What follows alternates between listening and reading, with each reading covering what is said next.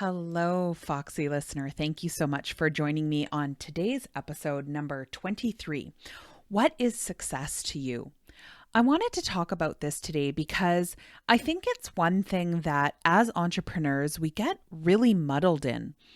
We sometimes try to create our success to be something that we think is going to be acceptable to everyone else, or to our friends, families, loved ones, or we try to make the success that we have match up to other people and what their success is. And so I think this is an important topic to really take time to sit down and think, what is success to you? So grab yourself your favorite cup of coffee, a warm blanket as the weather starts to turn to fall, and let's dive in.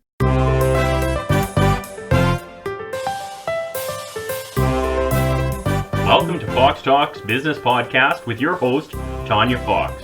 Tanya has been an entrepreneur for over 20 years, owning retail, service, and franchise. She holds no punches and is never afraid to talk about the nitty-gritty. Together, you'll explore the good, the bad, and the motivational of business life, turning obstacles into opportunities and failures into successes. So grab your favorite drink and let's have some fun. Here's your host, speaker, crafter, and collaborator, Tanya Fox.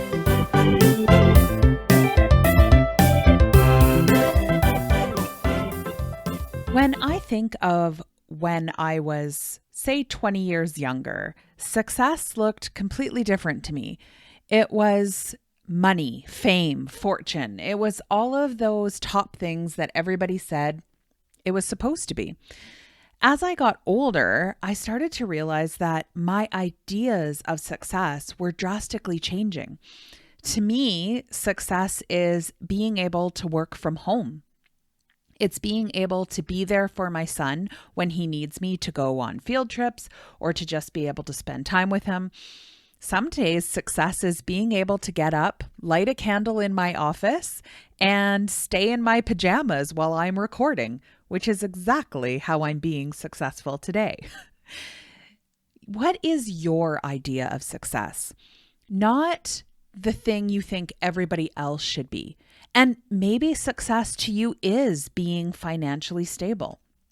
Maybe success to you is having a family, is running a business that can pay for itself. Maybe success to you is just being able to do something that you love every single day.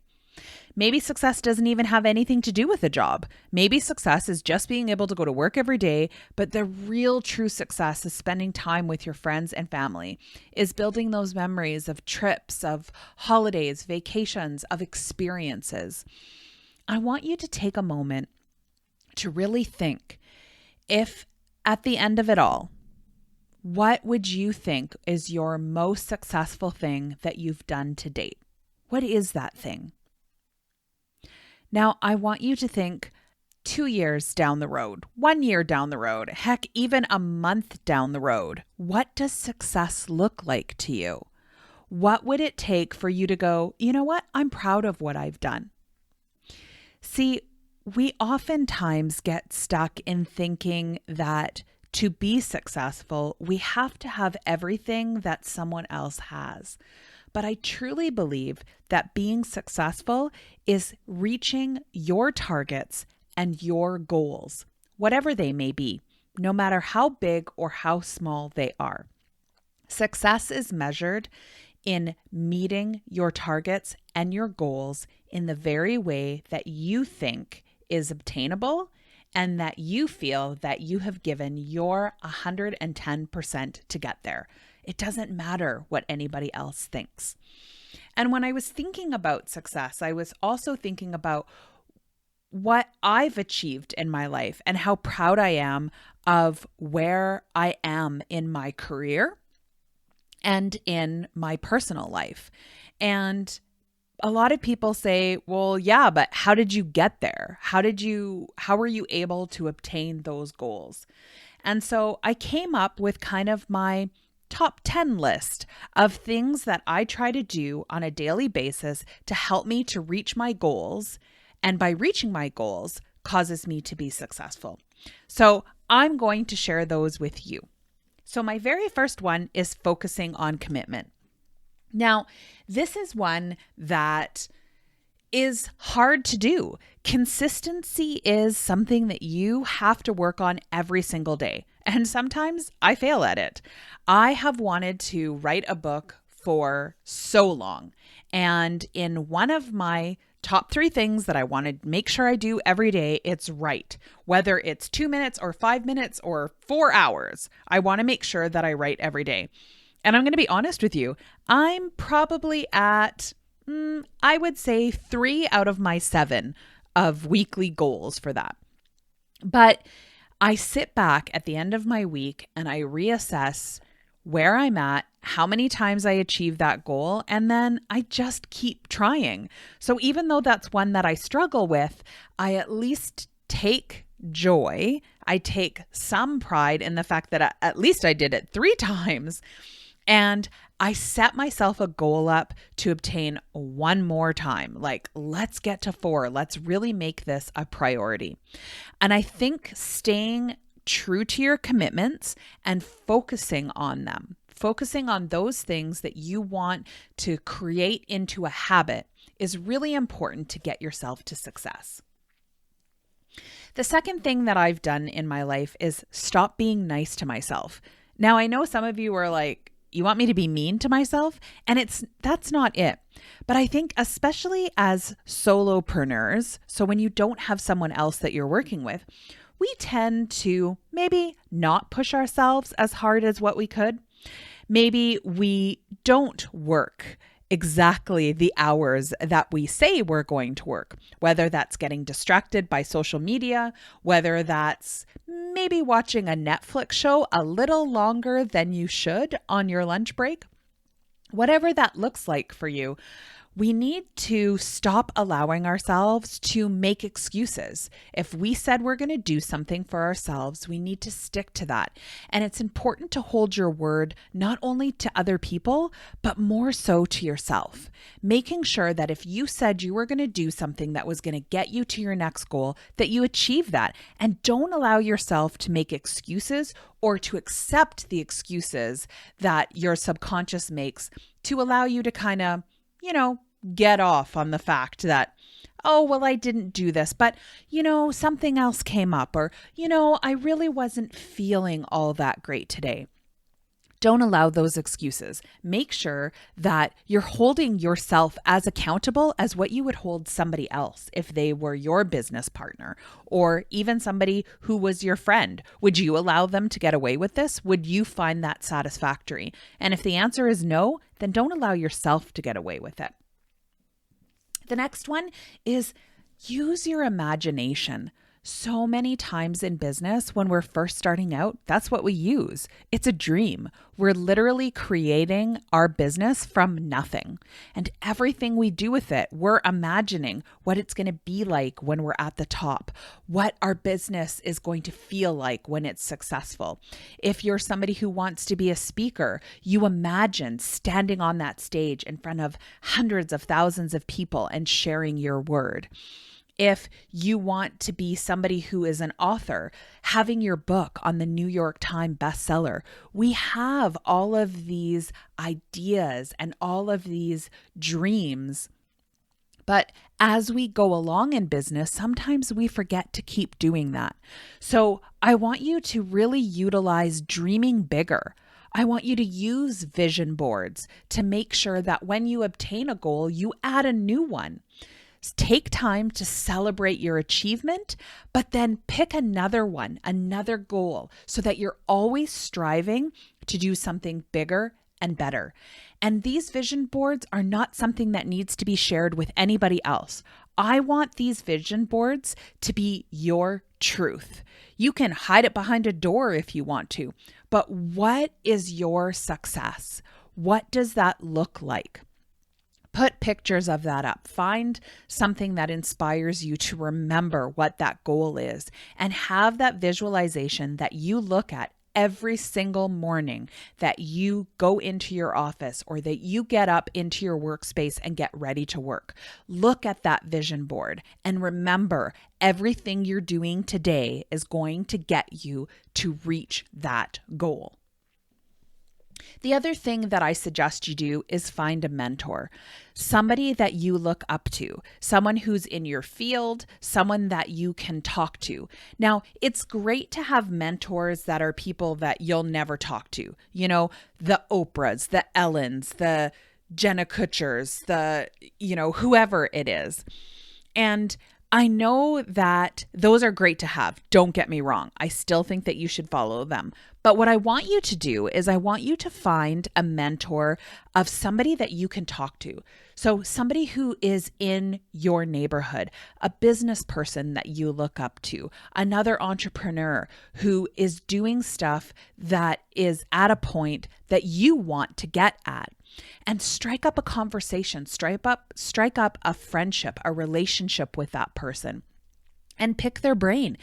What steps did they take to get to that point? And let them know that you would love to have a mentorship with them. There is nothing I love more than when someone contacts me and says, "Hey, I really would love your ideas. I really respect your opinion. I am all for it. I will stop everything that I'm doing to help that person out," because that's why we're all here. And remember, one day you're going to be in that space where someone who's just starting out is going to come to you and they're going to want you to be their mentor. So put yourself in that position to always have it. I guarantee you the biggest people that you can think of, they have their mentors that they look up to. So find somebody that you can have a hands-on mentorship with. It's really, really important. And it can be more than one person. Maybe you have one mentor that really deals well with social media. Maybe you have another one that knows how to deal with books and, the background financing and stuff. It doesn't just need to be one person, but find somebody that you can build a relationship and actually talk one-on-one with it. And don't be scared to say, "Hey, I want your help. I want to know how you got to where you're at." The next thing that I want you to do is take action each and every day towards your goal. One thing. I always do every morning a top 3 list. 3 things that I want to achieve in that day that's going to help me get closer to whatever my goal happens to be. So whether it's your yearly goal or your life goal or just your week goal or your day goal, what is it that you can do? One action that you can take that's going to get you closer to having that dream turn into a reality. And then make sure you make time to do that action. Maybe it's just something as simple as reaching out to a new customer. Maybe it's contacting an old customer that you haven't seen in a while. Whatever that is for you, whether it's a big thing or whether a small thing, take one action to get you closer to that. Now, sometimes these actions can take a couple of days. Sometimes reaching out to somebody doesn't mean that you get an answer right away. But it needs to be an action that you take every single day. Because when we do something every single day, it becomes a habit. And when we continue to do good habits, we'll see our goals and successes start achieving quicker. The next thing that I always tell people is be smart with your money. A lot of times when we get in business, we hear people say you need to spend money to make money. And there's a little bit of that that's true, but people sometimes take that way too far. You do need to spend money on stuff like advertising, on maybe people to build your team up, whether that's a virtual assistant or somebody who's doing your books. Sometimes you are going to have to spend money that you're not really going to see a return on investment right away. Those things are really important, but you need to be smart about it. You need to always be looking at those things that you're spending money on and deciding what your return of investment is. I see this a lot of time in entrepreneurs who go out and they love going to different seminars and conferences. And I think that's great. I think it's always important to make sure that you're keeping yourself abreast of what's happening in your industry, that you're going and learning different things, different tools, new techniques that are going to help you advance not only as an individual, but also as an entrepreneur and in business. But what you need to do is really assess those ones that you're going to. Did that person that you went to really give you tangible things that you used? Are you one of those people that go to all of these conferences, take amazing notes, and then never look at them again? Maybe that's not what you need to do. Maybe instead of going to conferences, what would work better for you is to have a business coach, someone who's going to hold you accountable, someone who's going to make sure that you're reading those notes, that you're taking action on those items. So really take the time to sit and assess which is a better option for you. What is going to give you a bigger rate of return on what it is that you're doing, and then take a look at that and decide where it is that you need to put your money. Because sometimes maybe you live in an area that doesn't have a newspaper. Maybe all they do is look at social media. Or maybe it's the exact opposite and nobody knows what Facebook is, but everybody reads the local paper. You need to figure what that out is. And sometimes that is experimenting and maybe trying a few different things. But you need to be smart about the money that you're using, where you're putting it, and pay attention after you put money somewhere on what that return of investment is for what it is that you put out. And then adjust your plan accordingly so that in the end, you know that when you're putting money towards that conference or that advertising or that business coach, that it's going to be doing something to gain money back into your business. Don't be afraid of failure. You've heard about me talk about failure a few times, most recently in our episode 19, I Am a Failure. And a lot of people are really scared of this. They're scared of mostly saying it. Some people know that they're going to fail in business, but they're scared of admitting it. Don't be. I guarantee you that anybody else that you talk to, whether it's another person in business or even that mentor that you've just figured out that you're going to go and get, they experience failure. And it's okay to say, you know what, I did this and it didn't really work. What do you think? How did you make it work? What are your ideas? See, failure will only remain that if you don't learn the lesson. Once you decide that you're not willing to learn the lesson, that failure becomes a mistake. But once you learn the lesson, that failure becomes a success because you learned something from it. Something big, something small, it doesn't matter. So make sure that you're not afraid to fail because in failure, sometimes are our greatest lessons and where we find growth the most. Learn to say no. This is a hard one. When I started my first business, I said no to nobody. I just wanted to get clients. So I said yes to everybody. And I talk about this a little bit more in next week's episode when I talk with a wonderful lady, Julie Wadley. And we talk about this in a little bit in more detail. But it's important for you to understand that you don't have to say yes to every single job. You don't have to say yes to every single customer. It's okay to say, you know what? I don't think we're a good fit. Or, let me refer you to somebody else who I think can help you better. It's better to say, you know what, I don't think I'm the right person for you, but let's find somebody who is, than to take that client on and have a bad reputation come out of it or a bad experience with them. Remember, you're in business no matter what it is that you do, no matter what industry you're in business to help people. And it's okay to say, you know what, I'm not the person to help you. And also, don't feel guilty about saying no. There are lots of other people that are doing what you're doing. They will find somebody else. You need to protect yourself, your business, your reputation, and your sanity. So it's okay to say no. Protect yourself from burnout. This is something that is hard to do. We oftentimes get so stuck up in trying to make sure that we spend all of every waking moment that we can on our business, on making sure that we're achieving goals, that we forget to take time aside to actually take care of ourselves. Go out and get yourself a pedicure and don't be apologetic about it. Go out and just walk through, a beautiful garden. Stop and smell the flowers. It doesn't have to be hours. It doesn't even have to be days. You can just take 5 minutes a day to stop, to light a candle, to sit and do something that brings you joy that is not your work. Now, this is a hard one because I love my work. I love talking with you guys. I love interviewing my guests. I love even doing my paperwork. I am a bookkeeper and accountant by trade. That's what I first started out with, and I still love it.